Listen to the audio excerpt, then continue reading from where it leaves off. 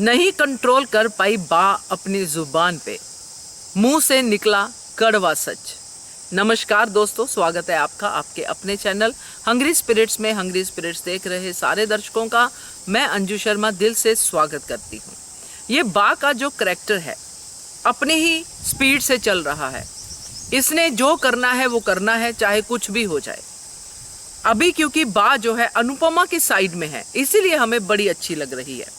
और कहीं ना कहीं बा सच कह रही है।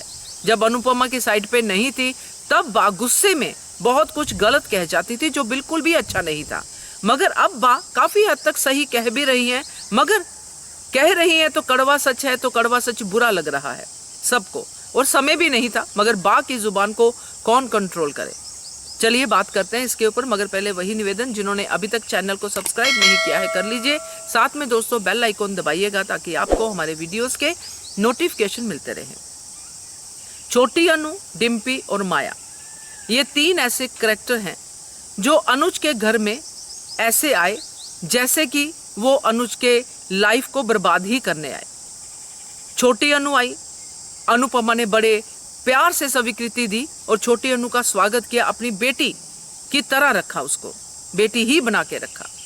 मगर छोटी अनु की वजह से, क्योंकि बच्चे की इंटेंशन तो हो नहीं सकती ऐसी, अनुपमा की भलाई को छोटी अनु ने समझा, सब कुछ समझा। थोड़ी देर तक तो हमने ये भी देखा था, कुछ महीने तक, कि छोटी अनु के मन में ये डर था कि मुझे ये कहीं वापस अनाथालय ना भेज दे।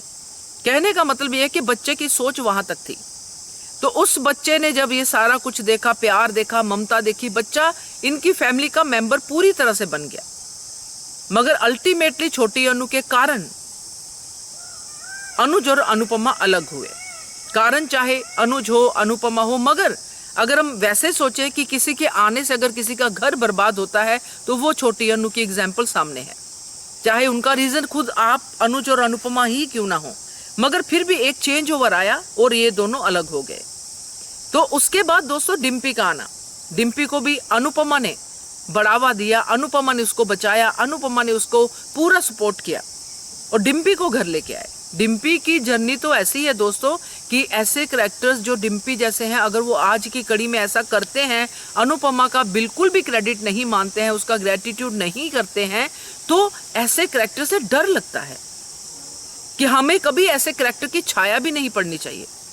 और डिम्पी आई, डिम्पी ने वहां पे देखा, माहौल देखा, पहले अपने सदमे से बाहर निकली अनुपमा की हेल्प से। उसके बाद उसने देखा कि अनुपमा की गलती है, अनुपमा की गलतियां दिखनी शुरू हो गई। उसको ये नहीं देखा कि मेरी वजह से भी तो अनुपमा अपनी फैमिली को टाइम नहीं दे पाई, मगर नहीं, उसको यही दिखा कि शाह परिवार की वजह से।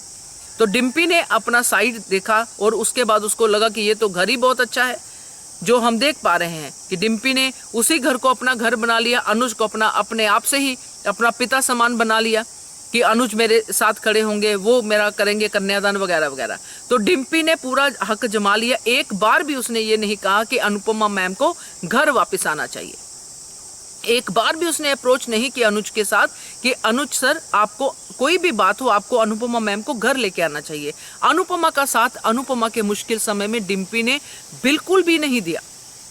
ये दूसरा करैक्टर जो बा ने कहा, बा के हिसाब से बोल रही हूँ, मगर मैं अपने हिसाब से भी, जो हमने देखा आपके हिसाब से भी। तो उसके बाद माया मेम साहब, तो वैसे भी अनुपमा ने अपने पैर पे आप ही कुल्हाड़ी मारी। जैसे अनुपमा ने आज की कड़ी में भी कहा कि मैंने तो फेयर फाइट की थी, मगर फेयर फाइट करने के लिए हमें सामने वाले को समझना भी चाहिए कि क्या ये इंसान फेयर फाइट करने के लायक है। जिसके इंटेंशन शुरू से ही दिख रहे हैं कि छोटी को फॉलो करते करते चोरी से फार्म हाउस पहुंच के वहां पे माया बन के उसने छोटी पे पूरा जादू चलाया, तो वो फेयर फाइट के तो लायक ही नहीं है। तो यहाँ पे अनुपमा की गलती, फेयर फाइट क्यों दी?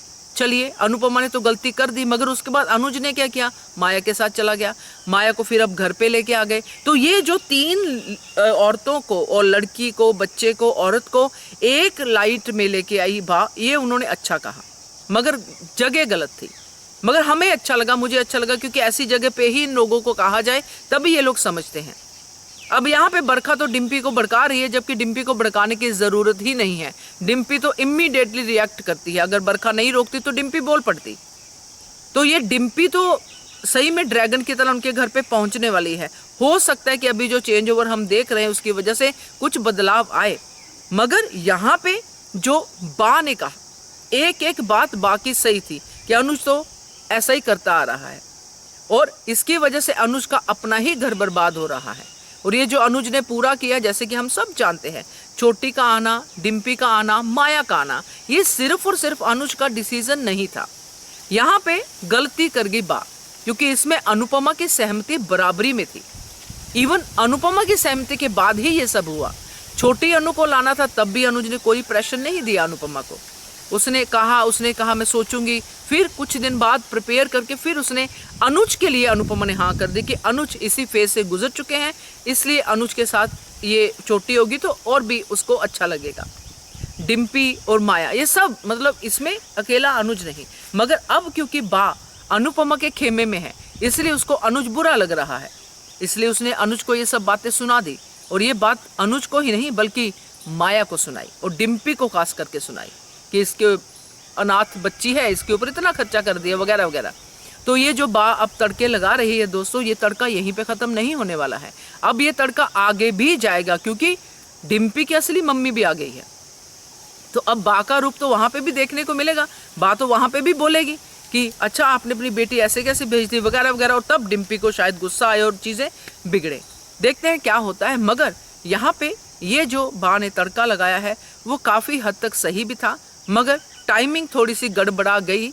मगर मैं तो यही कहूँगी कि बा है, वो कभी भी कुछ भी बोल सकती है, इसलिए किसी ने कुछ नहीं कहा, किसी ने कुछ रिएक्ट नहीं किया।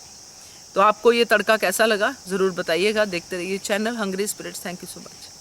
Subscribe to our channel by clicking the subscribe button. Click the bell button and enjoy the latest uploads from our channel.